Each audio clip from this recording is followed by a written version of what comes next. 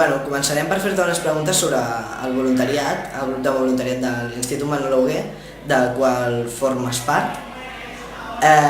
Com va sorgir la idea de fer aquest grup de voluntariat?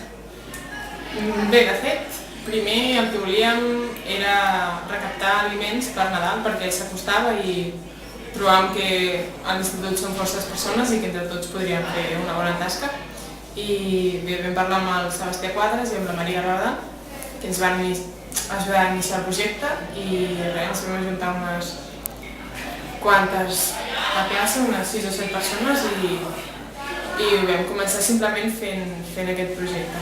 No preteníem que anés més enllà. I com el veu desenvolupar? Quin resultat va tenir? Doncs la veritat va tenir un resultat bastant favorable perquè no esperàvem una resposta tan gran per part de l'alumnat i del professorat també.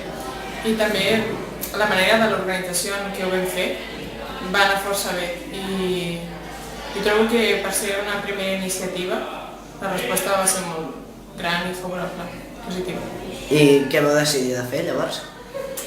Nosaltres teníem la demanda de poder anar a un menjador social, però tot i així la Maria i el Sebastià van decidir que no estaven prou preparades com per anar-hi, no estàvem conscienciades realment i trobo que és veritat.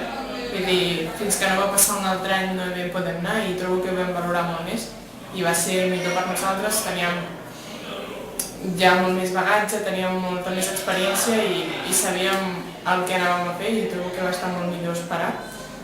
Però arrel d'allò doncs, teníem moltes ganes de seguir, de continuar, de seguir aportant i vam parlar amb la residència per poder fer un curs allà, un curs de voluntariat, de formació primerament i per poder després començar allà, més que res a fer com una tasca d'animació sociocultural o ajudant els professionals d'allà amb el que calgués.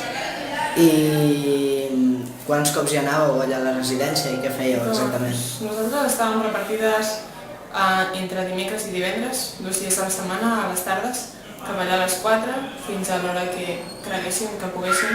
I no era una obligació, era el temps que volguéssim dedicar-hi. I ens repartíem el grup més o menys entre 2, qui podia els dimecres i divendres, però si tu individualment volies passar-te qualsevol altre dia no hi havia cap problema. I el que fèiem realment vam començar fent certes activitats puntuals, com pot ser, carnaval, ajudar amb el que sigui, animar, ajudar a l'hora de repartir qualsevol berenar o baixar a persones amb cadires de rodes amb l'ascensor al punt de trobada, el que sigués, o aprendre a cosir, o simplement estar parlant amb elles, saber de la seva vida, no sé, una mica com canviar coneixements, intercanviar-los. I tu personalment, què n'has tret de tota aquesta experiència? Jo m'he tret... La veritat és que moltes coses. Mai vaig pensar que un voluntariat em pogués satisfer d'aquesta manera tan gran, perquè en moltes etapes de la meva vida va ser com una esponja per mi. Era entrar-hi i que oblidés els meus problemes per centrar-me més en els seus o per parlar o simplement el fet de gaudir d'estar allà en aquell moment.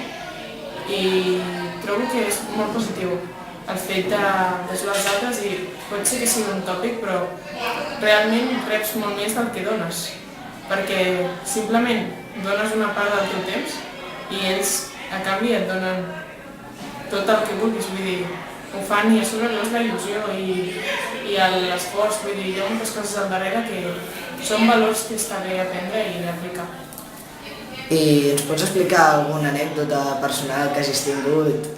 Alguna cosa especial que t'hagin explicat o que hagis après?